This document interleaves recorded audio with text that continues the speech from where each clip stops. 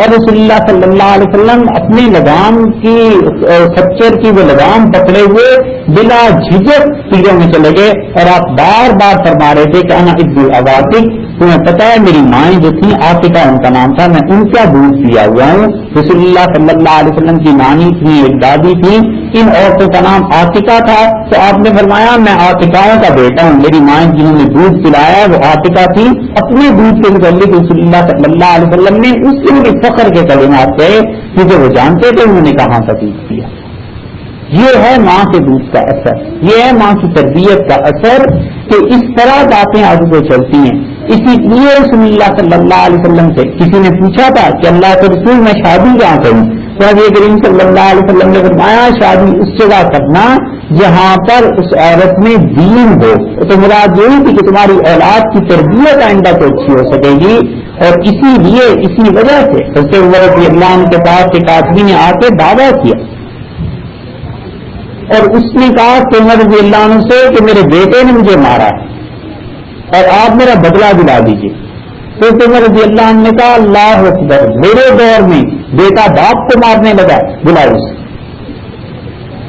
اس لڑکے کو جب بلایا تو عمر رضی اللہ عنہ نے اسے ڈانٹنا شروع کیا تھا، تم نے اپنے باپ پہ ہاتھ اٹھایا، یہ اس کے چہرے سے خون بہ رہا ہے۔ اس سے کہا میری مومنین جلدی نہ کیجیے، مجھے بتائیے میرے باپ کا بھی کوئی حق بنتا ہے نہیں یا نہیں، ہم دونوں کا سن لیں پھر اس کے بعد آپ سزا کی کوئی بات کریں۔ تو عمر رضی اللہ عنہ کا تمہارے باپ کا حق بنتا ہے، ان کا کیا حق بنتا ہے اس نے عرض کیا، تو عمر رضی اللہ عنہ نے کہا تمہارے باپ کا حق یہ بنتا ہے کہ وہ تمہاری جو شادی کرے وہ اچھی عورت سے کرے تاکہ اس کی اولاد اچھی تعلیم و تربیت پائے، تو اس کا حق یہ بنتا ہے کہ وہ تمہارا نام اچھا رکھے تاکہ تمہارے دوست جب تمہیں پکاریں تو تمہارا نام اچھا ہونا چاہیے، اور تمہاری تربیت اچھی کرے، یہ باپ کا حق وہ تمہارا حق ہے جو باپ کو ذمہ رکھے۔ اس کے بعد امیر المومنین اتنا ہی کافی ہے، اور پھر کہنے لگا میرے باپ نے امیر المومنین شادی کی ایک عیسائی عورت سے جو بازار میں بکنے کے لیے آئی تھی، پہلا حق تو میرے باپ نے میرا یہ ادا کیا، اسے خیال نہیں تھا کہ اس کو دوسری سے متاثر ہو کے شادی کرنے کی بجائے کسی اچھے گھرانے میں شادی کرتا تھا کہ اس کی اولاد سنبھلی ہوئی ہوتی، پہلا تو حق اس نے میرا یہ ادا کیا۔ اور دوسرا اس نے میرا حق یہ ادا کیا میرے باپ نے کہ بچپن میں چرانے کے لیے ایسی کھیل تماشے میں مجھے کھٹمل کہا کرتا تھا، تو میرے جبھی محلے کے بچوں کو جب پتا چلا کہ میرا باپ مجھے کھٹمل کہتا ہے تو بچوں نے بھی مجھے یہی کہنا شروع کر دیا، میرا سارے محلے میں یہ نام پڑ گیا، بچے مجھے چھیڑتے تھے، میں چھیڑتا تھا، لڑائی کی عادت مجھے وہاں سے پڑے۔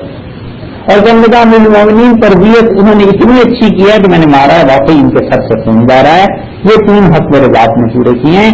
حضرت عمر رضی اللہ عنہ نے اس کے باپ کو جزے لگائے اور فرمایا کہ اپنی اولادوں کا خیال تم کرتے نہیں ہو، اور پھر تم اس کے آ جاتے میرے پاس شکایتیں لیتے کہ تمہاری اولاد نے بگاڑا ہے، تم نے مجھے بگاڑ پیدا کیا، چلے جائے۔ یہ ہے حال وہ حضرت عمر رضی اللہ عنہ جو کچھ کیا، تو ان کا معاشرہ آپ اس معاشرے کو دیکھیے، یہاں کیا کرائیٹیریا رہ گیا ہے، یہاں کیا معیار رہ گئے ہیں، تو اولاد کی تربیت یہ سب سے بڑی چیز ہے جو اللہ نے آپ کی ذمہ داری لگائی ہے۔ آپ اپنے گھر کے دروازے بند کر کے بیٹھ جائیے، اپنی اولاد کی تربیت کیجیے، ساری دنیا کے تعلقات چھوڑ کے اپنی اولاد کی تربیت کیجیے، یہ اتنی بڑی چیز ہے۔ آپ جب دنیا سے چلی جائیں گی نیکی کے ساتھ آپ کا نام قائم رہے گا۔ اللہ نے ابراہیم علیہ الصلوۃ والسلام کے متعلق فرمایا وَجَعَلَهَا كَلِمَةً بَاقِيَةً فِي عَقِبِهِ، اور ابراہیم علیہ السلام اپنے پیچھے اچھی اولاد چھوڑ کر گئے تھے۔ ایک تفسیر میں یہ ہے، اس کی ایک روایت میں یہ تفسیر کہ وہ ان کا نام اچھائی سے لیتی، یہ پوری بات ہے کہ کسی کا نام اچھائی سے لیا جاتا رہے اور اس کی اولاد سے اچھائی سے یاد کرے، تو یہ کام آپ کے کرنے کے ہیں۔ ایک چیز جو ہم نے آپ سے عرض کی وہ اللہ کی یاد ہے، اللہ کا ذکر ہے، کثرت سے کرتی رہیے، جتنا وقت ملے کثرت سے کرتی رہیے۔ سارے گھر کے کام کاج ایک طرف انہیں بھی کرنا چاہیے، مگر ان سب چیزوں پہ غالب اللہ کی یاد ہونی چاہیے۔ کوئی وقت مقرر کر کے گھنٹہ 2 گھنٹہ آدھا گھنٹہ جتنا ہو سکے اللہ کی یاد میں کیجیے۔ اور دوسرا کام جو آپ کے کرنے کا ہے تو آپ اپنی اولادوں کی تربیت کیجیے، اپنی اولاد کے لیے دعا مانگتی رہیے۔ سب سے مؤثر چیز اولاد کی تربیت میں دعا ہے۔ ابن عربی رحمۃ اللہ نے لکھا ہے تو کہتے ہیں میں اتنا تنگ آیا ہوں اولاد کی تربیت کے معاملے میں، سب پریشان کہ اللہ کیا کروں بچوں کا. تو میں نے اللہ سے دعا کی کہ اللہ کو راہ مجھے بتا آسان. تو اللہ تعالیٰ نے مجھے یہ بتلایا کہ سب سے مؤثر چیز دعا ہے، تم دعا کیا کرو اپنی اولاد کے لیے. تو یہ دعا سب سے بہترین کام ہے. آپ وقت فارغ کر کے ایک گھر میں ایک طرف بیٹھ کے اپنی اولاد کے لیے دعا مانگتی رہیے کہ اللہ تعالیٰ انہیں صحیح راہ پر رکھے اور صحیح کاموں کی توفیق دے. یہ کام ہے جو کرنے کے ہیں. ہمارے حضرت علی میاں صاحب نے ایک بات کہی، وہاں ابو الحسن لدوی اللہ تعالیٰ ان کی زندگی میں برکت دے. حضرت نے فرمایا، میری والدہ نے مجھ سے فرمایا ساری عمر میں یہ کام کرتی ہوں بیٹے کہ روزانہ 2 رکعتیں کر کے میں دعا مانگتی رہی ہوں کہ اللہ علی میاں کو کامیابی دے اور اللہ اس کی صحیح رہنمائی فرما. اور فرمایا میری والدہ ساری زندگی میرے لیے یہ کام کرتی رہی ہیں کہ میں باہر جاتا تھا کسی بھی کام میں، وہ 2 رکعتیں کر کے بس یہ دعا مانگتی رہتی تھی. یہ مائیں ہیں جنہوں نے اپنی اولاد کی تربیت کی ہے. تو اس لیے کرنے کا کام ایک آپ سے عرض کیا کہ اللہ کی یاد اور دوسرے اپنی اولاد کی صحیح تربیت ہے. اس میں پوری مشقت محنت کرنی چاہیے. اللہ نے اور آپ کو عمل کیا. اللہ تعالیٰ نے دنیا میں جن انسانوں کو بھی بھیجا ہے ان کے ذمے یہ ضروری قرار دیا ہے کہ وہ اللہ تک پہنچنے کی راہ تلاش کریں، اور ایک ترتیب مقرر فرما دی ہے. جو انسان بھی اس ترتیب سے ہٹ کر چلے گا اس انسان کے لیے ہدایت کی راہ پانا بہت دشوار ہے.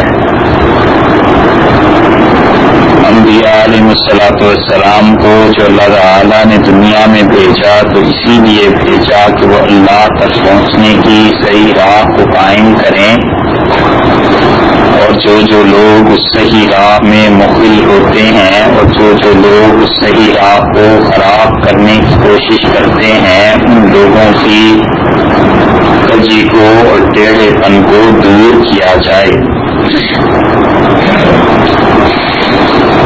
سب سے بڑی چیز جو اللہ کی طرف انسان کو لے جاتی ہے وہ انسان کا ایمان ہے، اور سب سے پہلی چیز جو ترتیب میں قرار دی گئی وہ ایمان باللہ ہے، یعنی اللہ تعالیٰ کی ذات اور اس کی صفات پر ایمان لانا. اور اس کے بعد دوسری چیز صحیح علم ہے، اور تیسری چیز اس کے بعد صحیح عمل ہے، اور چوتھی چیز اس کے بعد تزکیہ ہے. ایمان جس چیز کا نام ہے وہ صحیح عقائد ہیں. اگر کسی انسان کا عقیدہ درست ہے تو اس کا ایمان انشاءاللہ محفوظ ہے، اور کوئی انسان صحیح عقیدے کے ساتھ زندگی بسر کر رہا ہے تو اس کا مطلب یہ کہ اگر اس پر موت اس عقیدے پہ طاری ہو گئی تو اللہ تعالیٰ اپنے فضل و کرم سے یا تو اس انسان کے گناہوں کو اس کی خطاؤں کو معاف فرما دیں گے، اور یا یہ کہ اللہ تعالیٰ اس انسان کو انصاف کر کے سزا دیں گے جو اس کے ذمے بنتی ہے، اور پھر اس کے بعد بالآخر اسے جنت میں داخل فرما دیں گے. ایمان لانے کے بعد صحیح علم کا ہونا اور اس بنیاد پر صحیح اعمال کا کرنا اتنی ضروری چیزوں میں سے ہے کہ بس پیچھے ایک آدمی نے ایمان کے بعد ارتداد کو اختیار کر لیا اور والعیاذ باللہ مرتد ہو گیا.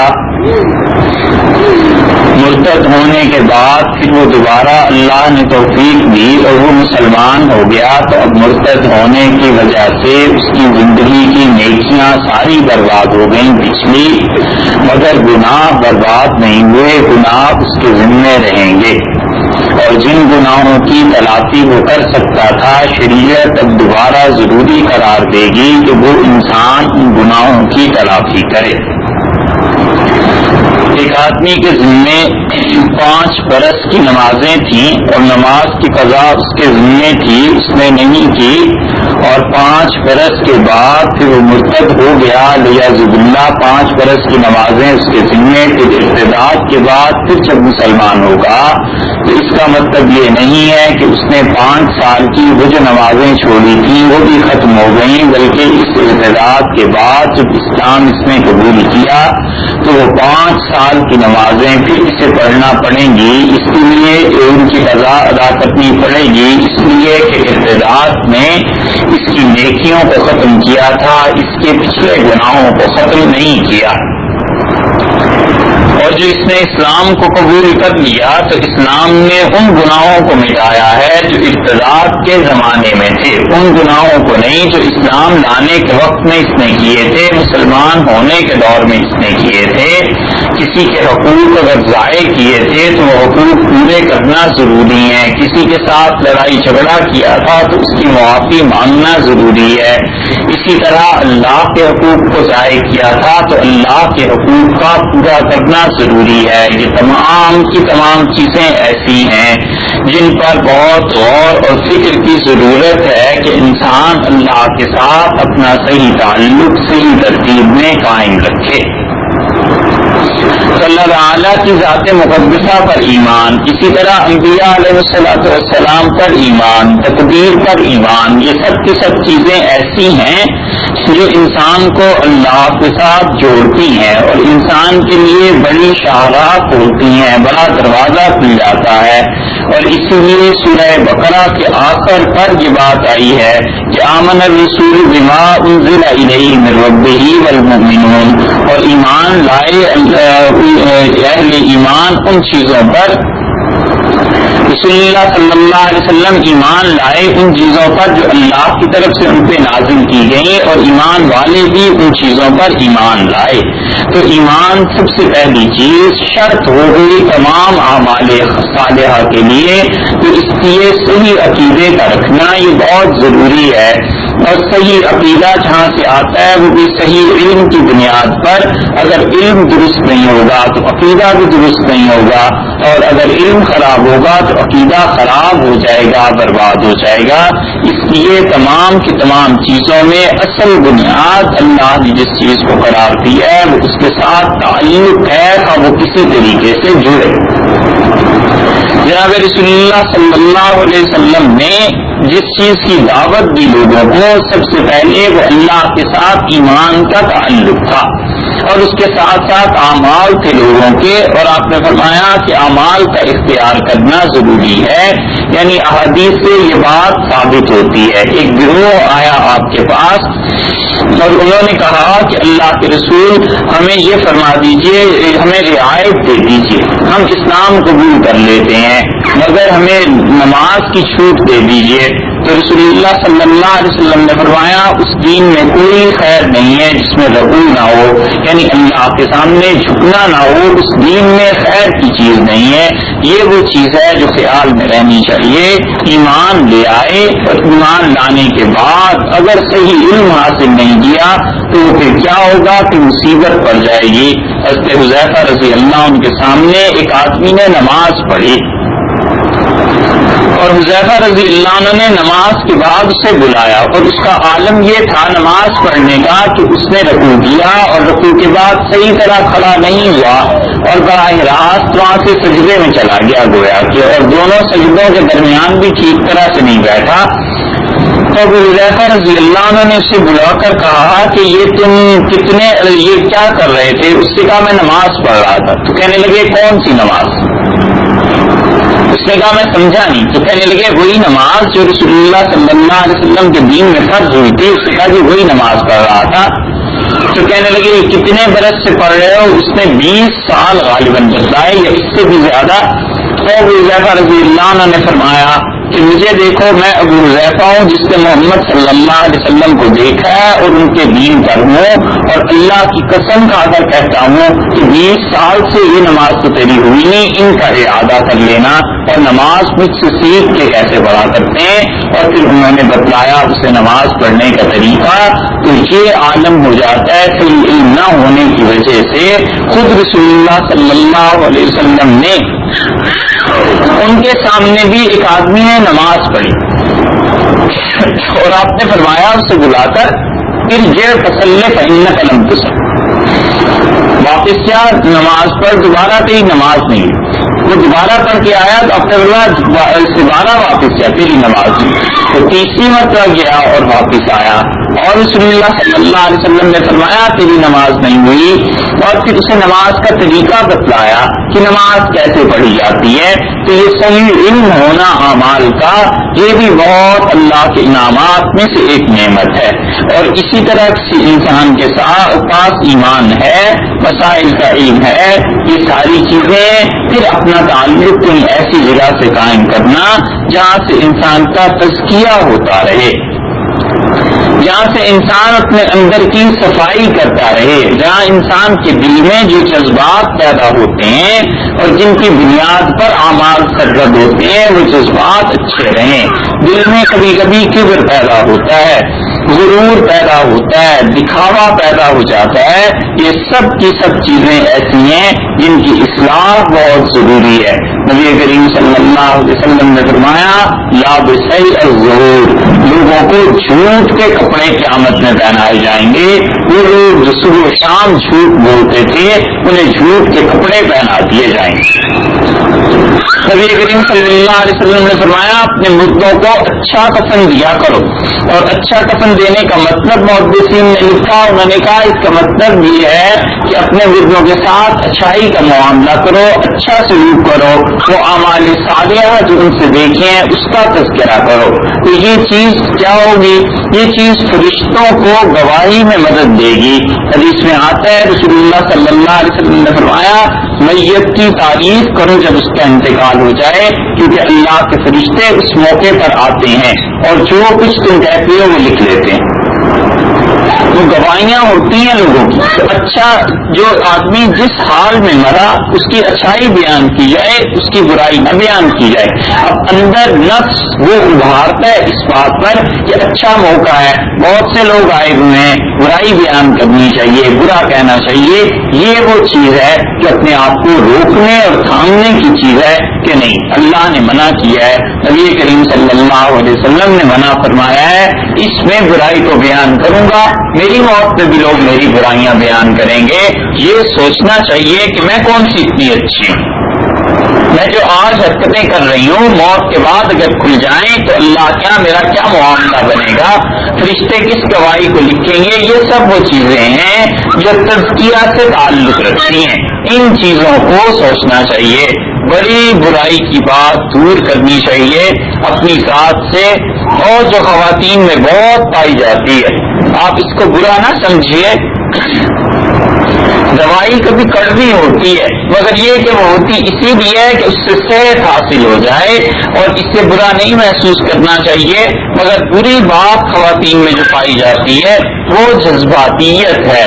ہر مسئلے کو جذبات میں لینا, غصہ آ جائے تو اس کی بھی ایک عروج ہے, محبت اور تعلق کہیں ہو جائے اس کا بھی ایک عروج ہے. جہاں بھی بات ہوئی غصے میں آ کر یا محبت پیار میں آ کر یا کوئی اور جذبہ جب غالب آ گیا تو وہ جذبہ اتنا شدت اختیار کر جاتا ہے کہ بس پھر پسو پیش کچھ نظر نہیں آتا. جب یہ جذبہ آ گیا کہ مال ہونا چاہیے, پیسہ ہونا چاہیے, تو اندھا دھن پیسے کی طلب ہو گئی. جب یہ جذبہ آ گیا کہ خیرات کر دینی چاہیے تو گھر کے ہر چیز اٹھا کر خیرات کر دی. یہ تمام اعمال ایسے ہیں جن کی جذبات پر بنیاد ہوتی ہے. تو جذبات سے کہیں زیادہ عقل پر بنیاد ہونی چاہیے. عقل مند انسان وہ ہے جو جذبات سے ہٹ کے اور حقائق کو سوچتا ہے اور ان ساری چیزوں سے بلند ہو کر کسی کی بھی محبت اور نفرت سے اصل صورت حال پر غور کرتا ہے. بس یہ اللہ کے اچھے بندے ہیں جو جنت میں جانے والے ہیں. اللہ کی ایسی اچھی بندیاں ہیں جن کے لیے خدا نے بہت کچھ تیار کر کے رکھا ہے.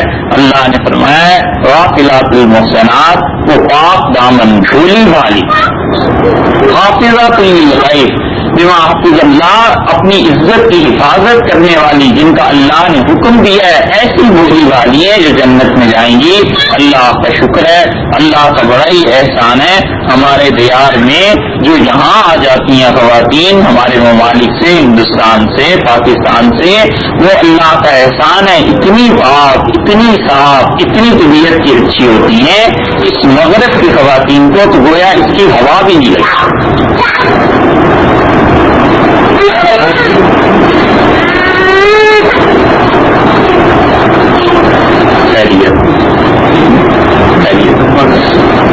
تو مغرب کی ان خواتین کو تو اس پاکیزگی کی، اس محبت کی، اس وفا کی، اس تعلق کی جو اللہ نے تعریف فرمائی ہے قرآن پاک میں، مومنہ عورتوں کی، ان مغرب کی عورتوں کو ان کی ہوا بھی نہیں لگی. انہیں پتہ ہی نہیں ہے کہ بہن کیسی اچھی چیز ہوتی ہے، انہیں پتہ ہی نہیں ہے کہ ماں کتنی اچھی چیز ہے، انہیں پتہ ہی نہیں ہے کہ بیوی کے ساتھ کیا تعلق ہوتا ہے.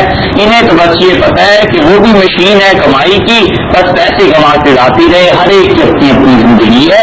تو آپ جس معاشرے سے آئی ہیں یہاں پہ، اس معاشرے کو آپ دیکھیں، جب آپ بہن تھی آپ کی کتنی قدر تھی، بیٹی تھی تو کتنی قدر ہے، والدہ ہے، اور آپ کی عمر جب بڑھ جائے گی تو اندازہ ہوگا کہ اولاد کے ساتھ کیسا تعلق اور اولاد نے کیسی قدر کی. یہ سب کی سب چیزیں اسی لیے ہیں کہ اللہ نے جو احسانات آپ پر فرمائے ہیں اس پہ جذبات میں بات نہ کیجیے، عقل سے کام لیجیے، سوچ سمجھ کے کام لیجیے. اب ذہن میں یہ آ گیا کہ اللہ کے راستے میں خرچ کرنا ہے تو یہ کوئی طریقہ نہیں ہے کہ گھر کی ایک ایک چیز اٹھا کر اللہ کے راستے میں خرچ کر دی جائے، بلکہ جو ضرورت کی چیزیں ہیں ان سے زیادہ جو چیز ہے بس وہ اللہ کے راستے میں خرچ کی جائے. ضروریات زندگی وہ پہلی ترجیح ہے اولاد کی، شوہر کی، ان چیزوں کی، یہ انسان کو بچا کر محفوظ رکھنی چاہیے. اسی طرح ذہن میں یہ آیا کہ اب مال جمع کیا جائے، پیسہ جمع کیا جائے، اچھی بات ہے، برے وقت کے لیے کام آتا ہے. نبی کریم صلی اللہ علیہ وسلم نے فرمایا میرے پاس جو پیسہ آتا ہے میں اسے اللہ کی راہ میں خرچ کر دیتا ہوں، اللہ سب الدین، سوائے اتنے پیسے کے جو مجھے قرض سے بچا کر رکھے. اس کی ایک ترجمہ اور تشریح محدثین نے یہ کی ہے کہ مطلب میں قرض کی ادائیگی کے لیے رکھ لیتا ہوں جو پہلے سے میں نے قرض دیا تاکہ اسے ادا کر دوں، یا یہ کہ وہ کہتے ہیں اس کا مطلب یہ ہے کہ میں اتنا بچا کر رکھ لیتا ہوں کہ مجھے قرض نہ لینا پڑے ضروریات زندگی میں. یہ احادیث ہیں جو قابل عمل ہیں کہ جب پیسے کی طلب ہو اچھی بات ہے، کوئی ایسی بات نہیں، مگر پیسے کی ایسی طلب کہ حلال اور حرام کی تمیز کرے، شوہر کو، بھائی کو، باپ کو مجبور اس بات پر کر دینا کہ وہ حرام کما کے کہیں سے لائے، یہ بڑی زیادتی، بڑے ظلم کی بات ہے. قطعاً ایسا نہیں ہونا چاہیے. بس حلال کا مال ہے جس میں اللہ برکت دے دیتے ہیں، حلال کی چیزیں ہیں جس میں اللہ تعالیٰ نے برکات رکھی ہیں. انسان کو چاہیے قناعت کرے، اور قناعت سے بہتر دولت خدا نے کسی کو نصیب نہیں فرمائی. بس وہ ایسی چیز ہے قناعت کی کہ جب اپنا دل قانع ہو جائے تو دل ایسا ہو جائے جس میں قناعت آ جائے تو پھر اس سے بڑی دولت اور کیا ہو سکتی ہے. اس انسان کی طبیعت میں یہ چیز بیٹھ جاتی ہے کہ اللہ نے جو کچھ مجھے دیا ہے بس الحمدللہ میرے لیے بڑا کافی ہے. تو یہ قناعت ایسی دولت ہے خدا کی طرف سے جو دل میں آنی چاہیے. اسی لیے حدیث میں آیا ہے کہ بہتر آدمی وہ ہے جس کا دل بے نیاز ہو جائے.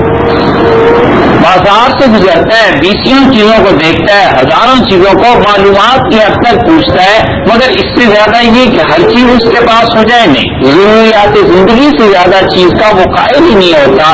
اس کی بنیادی وجہ یہی ہے کہ قناعت آ جاتی ہے طبیعت میں، دل بھر جاتا ہے تمام چیزوں سے، اللہ کے ساتھ ایسا تعلق جڑ جاتا ہے.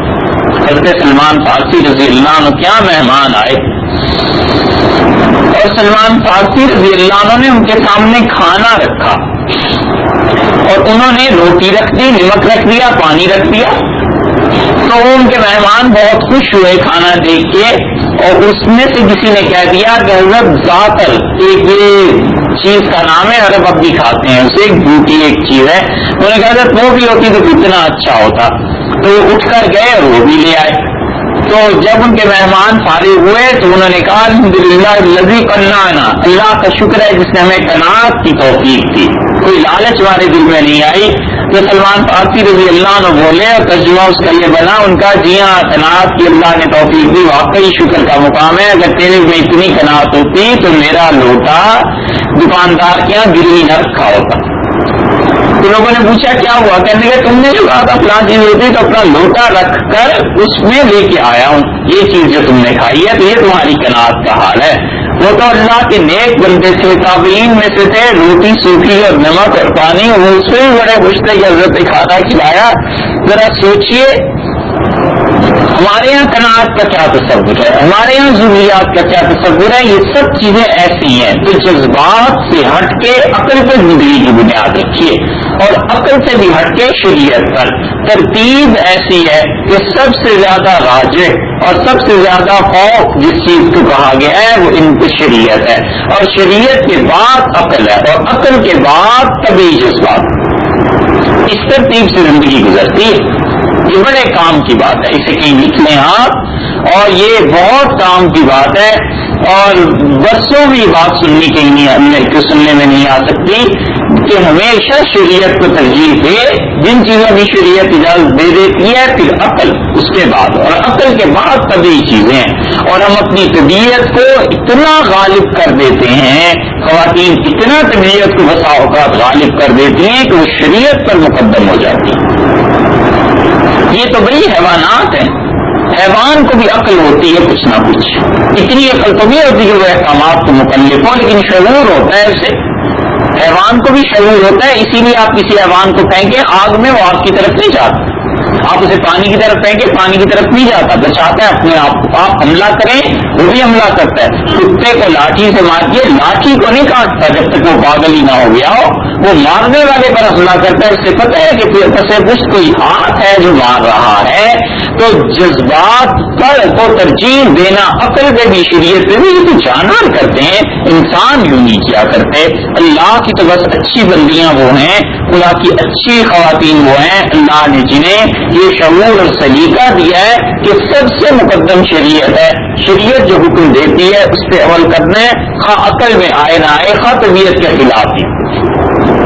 اور کوئی ایسا حکم ہے جو عقل میں بھی آتا ہے, شریعت بھی اس کا حکم دے رہی ہے, پھر تو کہنے ہی کیا. عمر بن عبدالعزیز رحمۃ اللہ علیہ فرماتے تھے کہ کوئی کام مجھے کرنا پڑ جائے, میرا دل چاہے, اور میں جب سوچوں اور اس میں فتویٰ بھی شریعت دے تو تم مت پوچھو مجھے کتنی خوشی ہوتی ہے اس کام کے کرنے میں کہ عقل میں بھی آ گیا, شریعت نے بھی الحمدللہ اجازت دے دی. تو بس اس کے بعد تیسرے درجے میں پھر طبیعت آتی ہے. طبیعت کہتی ہے کہ کیا کرنا ہے. اب تیسرے درجے کی بات ہوگی, فجر کی نماز کے لیے اٹھنا ہے. شریعت تو کہتی ہے اٹھے, مگر نہ جی چاہتا ہے, نہ عقل کہتی ہے. عقل کہتی ہے باہر گئے سردی لگ گئی پھر کیا ہوگا. اب کسی دن یہ آیا خیال کی شریعت نے اس چیز میں یہ گنجائش رکھی ہے, یہ اجازت دی ہے, اور کسی دن جی بھی اندر سے چاہنے لگا کہ کچھ ہو جائے, آج تو نماز پڑھنی ہے. اس نماز کا سکون اور اطمینان جو ہے وہ زیادہ اس وجہ سے کہ تینوں چیزیں مل گئیں. مگر نہ ہر حال میں شریعت غالب ہے. یہ جذبات میں بہ کر کام کرنا, ان میں سب سے بدتر چیز یہ غصہ ہے. اس کو قابو میں رکھنا چاہیے. نبی کریم صلی اللہ علیہ وسلم نے فرمایا غصہ اعمال کو اس طرح برباد کر دیتا ہے جس طرح شہد میں کوئی کڑوی چیز ڈال دی جائے تو شہد کی مٹھاس ختم ہو جاتی ہے. غصے کے متعلق فرمایا. اس لیے خواتین میں جب جذبات غصہ وہ اتنا شدید, اپنے بچے جنہیں اس نے اتنی تکلیف سے جنم دیا, جن کی پرورش کر رہی ہے, جس کی خاطر رات کی نیند برباد, غصے میں آ کے اس سے بھی کہتی ہے خدا کرے یہ مر جائے, تو میری نظروں سے دور ہو جائے. اور کبھی کبھی تو اتنی بےہودہ بددعا دیتی ہیں الیاذ باللہ. کبھی کبھی جہالت ہوتی ہے تو کہتی ہیں کہ تو جوانی میں لاش آ جائے. یاد رکھو وہ دعا اللہ کے یہاں لکھ لی جاتی ہے. اب دعا قبول کب ہوگی؟ 20 سال 25 سال بعد, جب یہ بوڑھی ہو جائے گی, خود یہ 50 برس کی ہو جائے گی, بیٹا 25 سال کا ہوگا, اس وقت لاش آ جائے گی. اب روتی ہے پیٹتی ہے کہ ہائی یہ کیا ہو گیا. تو جو دعا اس کے لیے مانگی تھی 20 سال پہلے 25 سال پہلے مانگ کے بھول گئی, اللہ نے اسے قبول فرما دیا. یہ چیزیں ہیں, یہ بددعا اتنی شدید ہے, کبھی کسی حال میں اولاد کو نہیں دینی چاہیے. نبی کریم صلی اللہ علیہ وسلم نے ایک غلام, ایک قیدی تھا, اسے بٹھایا گھر پہ اور اس سے عائشہ رضی اللہ عنہا سے فرمایا اس کا خیال رکھنا, میں نماز پڑھا کے آتا ہوں. اور عصر کی نماز پڑھانے کے لیے تشریف لے گئے, اور رسول اللہ صلی اللہ علیہ وسلم لوٹ کر آئے تو اس سے عائشہ رضی اللہ عنہا سے پوچھا وہ کہاں گیا. تو انہوں نے کہا مجھے تو خیال نہیں تھا, وہ تو بھاگ گیا. تو رسول اللہ صلی اللہ علیہ وسلم نے ترغت چلائی, تیرے ہاتھ ٹوٹے یہ تو نے کیا کیا, خیال نہیں کیا اس کا. تو ڈانٹا اور پھر تشریف لے گئے اور صحابہ رضی اللہ عنہ کو دوڑایا کہ دیکھو وہ کدھر گیا, پکڑ کے لاؤ کہیں اسے. اور وہ مل گیا قریب میں, مسلم کی روایت میں آیا ہے. جب وہ آیا تو رسول اللہ صلی اللہ علیہ وسلم اس کے بعد اس کا بندوبست کر کے گھر تشریف لائے. تو اسے عائشہ رضی اللہ عنہ اپنے دونوں ہاتھوں کو لٹتی پلٹتی تھی, دیکھ رہی تھی تعجب سے. تو نبی کریم صلی اللہ علیہ وسلم نے عائشہ کیا ہو گیا, کیا دیکھ رہی ہو؟ انہوں نے کہا میں دیکھ رہی ہوں کہ آپ کی دعا ابھی تک قبول کیوں نہیں ہو گئی, میرے ہاتھ کیوں نہیں ٹوٹ گئے. تو رسول اللہ صلی اللہ علیہ وسلم نے اپنے ہاتھ اٹھا دیے اور آپ نے فرمایا اللہ میں جس کو بھی بد دعا دے دوں بس اس کے حق میں وہ رحمت کر دیجئے, میری بد دعا کو بھی آپ اس کے لیے دعا بنا دیجئے اور اللہ اس کے لیے آخرت میں اپنے قرب کا باعث کر دیجئے. یہ ہے وہ چیز جو مانگنے کی ہے. آپ نہیں کر سکتی اس سے اپنے آپ کا کنٹرول, بد دعا دینا اتنا ہی زیادہ ضروری ہو گیا ہے اور اندر کا غبار نکالنا ہے تو بھی اللہ سے یہ دعا مانگتی رہا کیجیے. بڑے کام کی بات ہے یہ, ہمیشہ اس پہ عمل کرنا چاہیے, کیجیے اس پہ عمل. اللہ سے دعا مانگتے رہیے کہ اللہ میں جس کو بھی بد دعا دیتی ہوں پروردگار اس کے لیے دعا کر دے, بد دعا نہ کر, بری چیز اس میں نہ آئے اور اللہ آخرت میں اس کے لیے اس کو اپنے قرب میں شمار کر لے. پروردگار وہ مانگتی ہوں جو رسول اللہ صلی اللہ علیہ وسلم نے مانگا تھا, یہ کام کرنے کے ہیں. تو اس لیے اول تو غصے میں آ کر ایسی باتیں کرنا ہی غلط. کتنے طریقے شریعت نے بتلائے ہیں. رسول اللہ صلی اللہ علیہ وسلم نے فرمایا ہٹ جاؤ جس چیز کو دیکھ کر تمہیں غصہ آ رہا ہے, جب وہ منظر سامنے نہیں رہے گا غصہ بھی کم ہو جائے گا.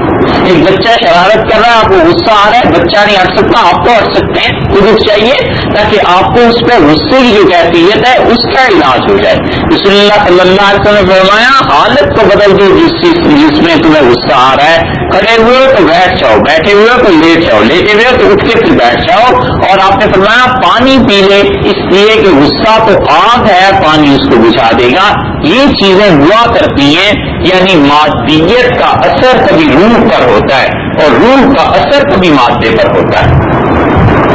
یہ کلونجی جو ہے سیاہ رنگ کا دانا, یہ جو اچار میں خواتین ڈالتی ہیں, رسول اللہ صلی اللہ علیہ وسلم نے فرمایا اس میں ہر چیز کی شفا اللہ نے رکھی ہے سوائے موت کے.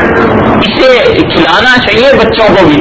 حدیث میں آتا ہے, یہ اس لیے سنا رہے ہیں ہم کہ رسول اللہ صلی اللہ علیہ وسلم نے فرمایا جادو سے حفاظت اس میں اللہ نے رکھی ہے. بخاری میں آیا ہے, صحیح بخاری کی روایت میں یہ جو کلونجی ہے اس کے متعلق فرمایا کہ جادو کی اسے پناہ خدا نے اس میں رکھی ہے. جادو کا اثر نہیں ہوتا اگر کوئی انسان اسے استعمال کرتا رہے. تو یہ دیکھیے مادے نے روح پر اثر کیا اور وہاں پر پانی نے جو مادی چیز تھی اس نے روح پر اثر کیا. یہ دونوں چیزیں ایک دوسرے پر اثر کرتی ہیں. روح جسم پر اثر کرتی ہے, جسم روح پر اثر کرتا ہے. چوٹ لگتی ہے تو جسم پر, مگر روح اگر نہ ہو تو پھر احساس نہیں ہوتا. فالج ہو گیا لیعذ باللہ, فالج کسی کو ہو جاتا ہے نا, خدمت کرنی پڑ جاتی ہے, کبھی مت گھبرائیے اس سے. یہ فالج تو مسند احمد میں آیا ہے, نبی کریم صلی اللہ علیہ وسلم نے فرمایا انبیاء علیہ السلام کی بیماری ہے. انبیاء علیہ السلام کو فالج ہو جاتا تھا. یہ ایسی بیماری ہے تو کبھی کسی کی خدمت کرنی پڑ جائے کبھی مت گھبرائیے, اس لیے کہ اللہ نے تو اسے اس بیماری میں ڈال دیا ہے جو انبیاء علیہ السلام پر آتی تھی مقدر والے لوگوں پہ. لیکن اس کا یہ مطلب بھی نہیں کہ کوئی تمنا کرنے لگے اور اللہ نہ کرے, اللہ تعالیٰ اپنی پناہ میں رکھے, کبھی خود پہ آ جائے تو بس یہ صبر کے لیے کافی ہے. یہ بات اللہ کے لیے, اللہ کے ساتھ تعلق کے لیے کافی ہے کہ میرے اللہ نے مجھے اس چیز میں ڈال دیا جس میں انبیاء علیہ السلام کو ڈالا گیا تھا. یہ چیزیں ہیں. تو دیکھیے فالج ہو جائے, سوئی چبوتے رہیے, اثر نہیں ہوتا, اس لیے کہ روح جو طاقت جو تھی اس میں وہ نہیں رہی. تو اس طرح جسم روح کو متاثر کرتا ہے اور روح جسم کو متاثر کرتی ہے. نبی کریم صلی اللہ علیہ وسلم نے فرمایا 7 دانے کلونجی کے اگر کوئی آدمی صبح کھاتا رہے اور تو اس انسان پر زہر اثر نہیں کرتا. آپ نے فرمایا جادو اس پر اثر نہیں کرتا. یہ بچوں کو کھلانے چاہیے. یہ اسی لیے حدیث میں آیا ہے کہ اس میں ہر چیز کے لیے اللہ نے شفا رکھی ہے سوائے موت کے. اس کا تیل بچوں کو پلانا چاہیے, جس طرح بھی کھلایا جائے, شہد میں ملا دیا جائے کسی چیز میں, مگر اس میں اللہ نے صحت کے سامان رکھے ہیں. یہ سب چیزیں ایسی ہیں کہ جن پر عمل ہونا چاہیے. تو غصہ اس میں جذبات سب سے زیادہ ہو جاتے ہیں, پھر پانی پی لیں, اس جگہ سے ہٹ جائے. 1000 طریقے ہیں. رسول اللہ صلی اللہ علیہ وسلم نے فرمایا ایک آدمی کو غصے میں دیکھ کے کہ انی لعالم کلمۃ, فرمایا مجھے ایک ایسا جملہ پتا ہے اگر میں اس جملے یہ اسے پتا لو کالا اگر یہ اسے دہراتا رہے تو اس کا غصہ اتر جائے. اور وہ ہے کیا ہم نے پوچھا کیا تو آپ نے ارشاد فرمایا اعوذ باللہ من الشیطان الرجیم. آپ نے فرمایا بار بار یہ پڑھتا رہے تو اس کا غصہ اتر جائے. یہ ہے وہ چیز جو غصے میں بار بار پڑھنی چاہیے, پڑھتے رہنا چاہیے تاکہ غصے میں قابو رہے. خدا نہ خاصہ غصے میں کوئی ایسا جملہ کہہ دیا, کوئی ایسی بات کہہ دی جو تعالی شانہ کی ناراضگی کا باعث بن گئی, بس وہ غصہ آفت بن گیا, مصیبت بن گیا. کبھی ایسی بات نہ کہے جو اللہ تعالیٰ کو ناگوار گزرے, اللہ کو ناپسند ہو. ابو مسعود بدری رضی اللہ عنہ ایک غلام کو انہوں نے مارا غصے میں, اور نبی کریم صلی اللہ علیہ وسلم پاس سے گزر رہے تھے. آپ نے فرمایا ابو مسعود کو پتا ہونا چاہیے جتنا ابو مسعود اپنے زیر دستوں پر ان لوگوں پر طاقت رکھتا ہے جو اس کے اندر کام کرتے ہیں, جو اس کے نیچے ہیں, اس سے زیادہ اللہ کو ابو مسعود کی قدرت حاصل, اللہ تعالیٰ کو اس سے زیادہ طاقت حاصل.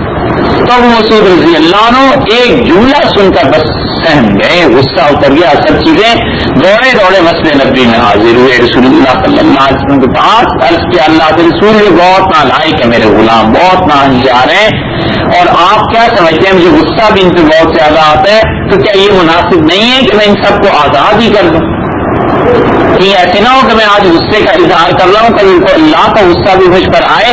تو نبی کریم صلی اللہ علیہ وسلم نے فرمایا اگر تمہیں غصے پہ قابو نہیں ہے تو پھر تو تمہارے لیے بہتر یہی ہے ابو مسعود رضی اللہ نے اپنے غلاموں کو آزاد کر دیا تاکہ آخرت میں اللہ سے نہ پکڑنا ہو, کہیں آخرت میں لینے کے دینے نہ پڑ جائیں. یہ چیز ہے. اس لیے جتنے آپ کے زیر دست ہیں, یہ چھوٹے بچے ہیں, بہنیں ہیں, بھائی ہیں, کوئی بھی ہے جو آپ کے سے کم درجے میں کسی میں درجے میں بھی ہے, کبھی غصے سے کام نہ لیجیے. بڑا بننا کوئی آسان چیز نہیں ہوتی, یہ ایک فطری چیز ہے, اللہ نے بنا دی. حقیقت میں اللہ ہی جانتا ہے نا کون بڑا ہے کون چھوٹا ہے.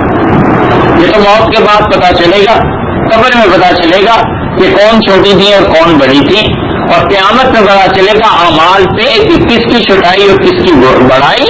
مگر یہ کہ قاعدے ضابطے میں جو اللہ تعالیٰ نے ایک چھٹائی بڑائی رکھ دی ہے, آپ بڑی بن گئی ہیں کسی درجے میں بھی, کبھی اپنے چھوٹوں کو ضرور نہ کیجیے, کبھی اپنے چھوٹوں کے ساتھ ایسا رویہ نہ اختیار کیجیے جس سے انہیں مایوسی ہونے لگے, بات کرنے میں وہ گھبرانے لگے, مسئلہ پوچھنے میں گھبرانے لگے.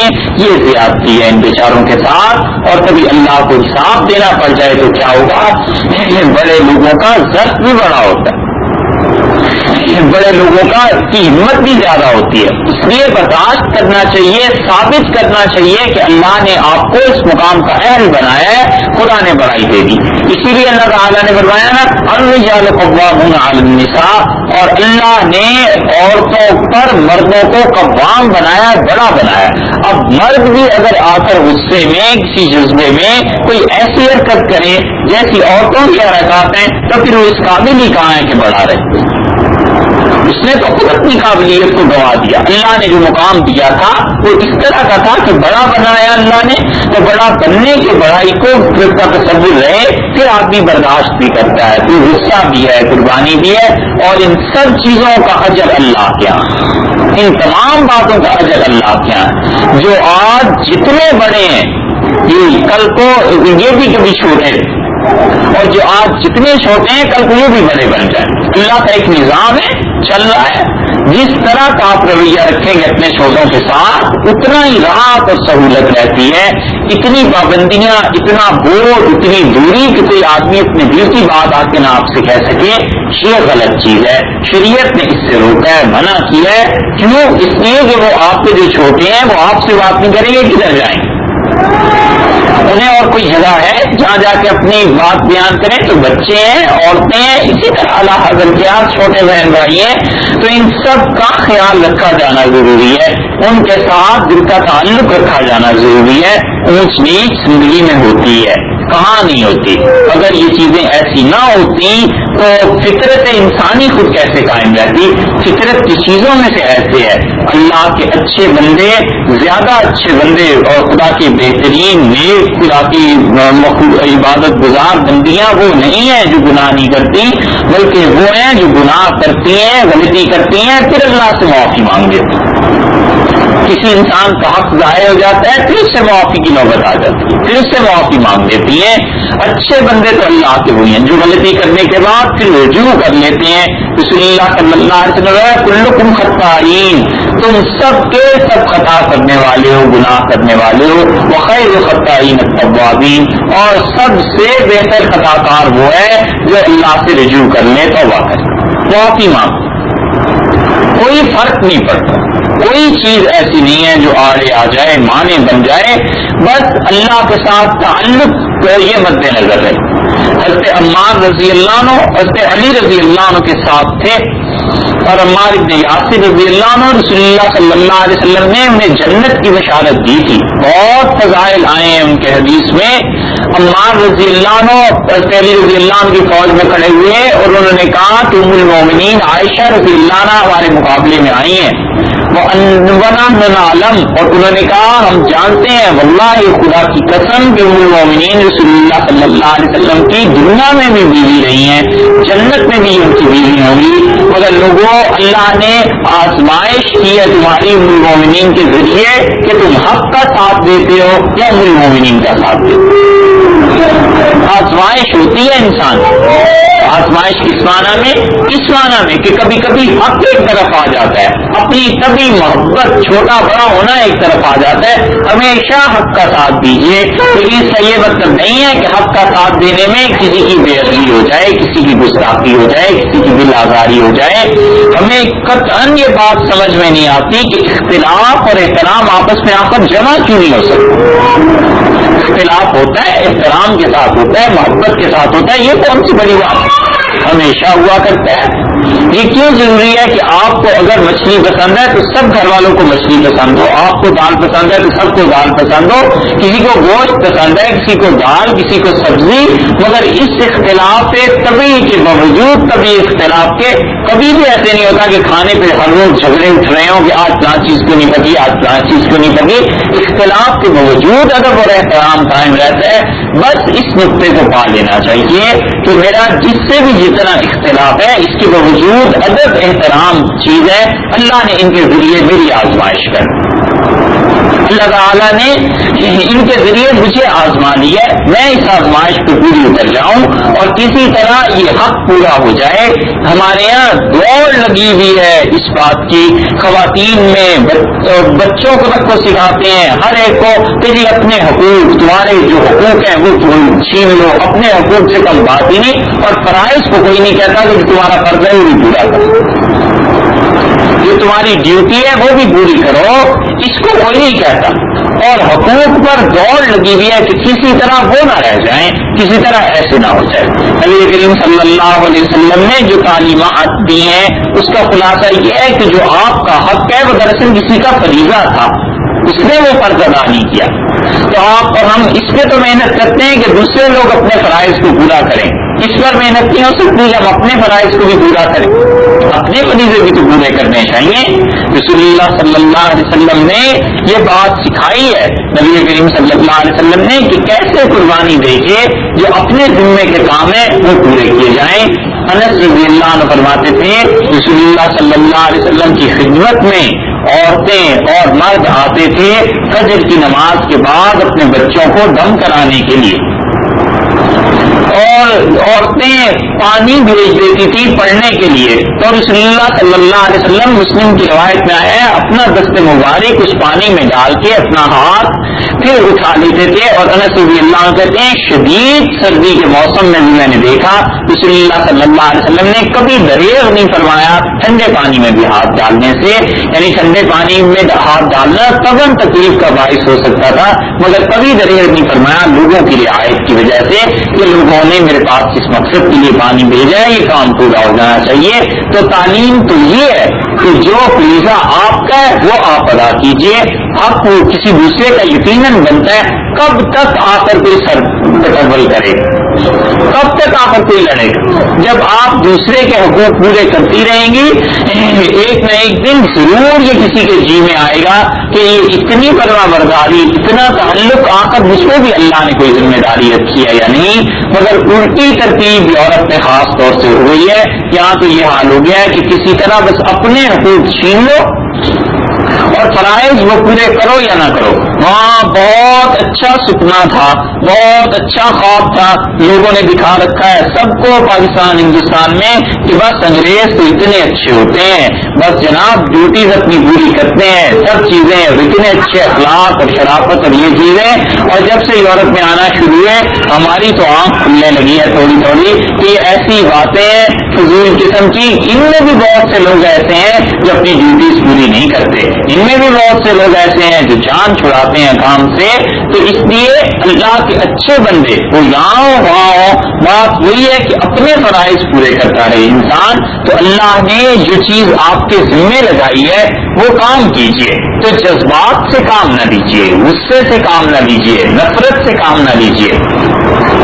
نفرت ہوتی ہے اتنی شدید کہ جس سے فائدہ اٹھانا ہوتا ہے اس سے بھی فائدہ نہیں اٹھا سکتے, اور محبت ہوتی ہے اتنی شدید کہ جسے ڈانٹنا ہے اسے بھی ڈانٹ نہیں سکتے.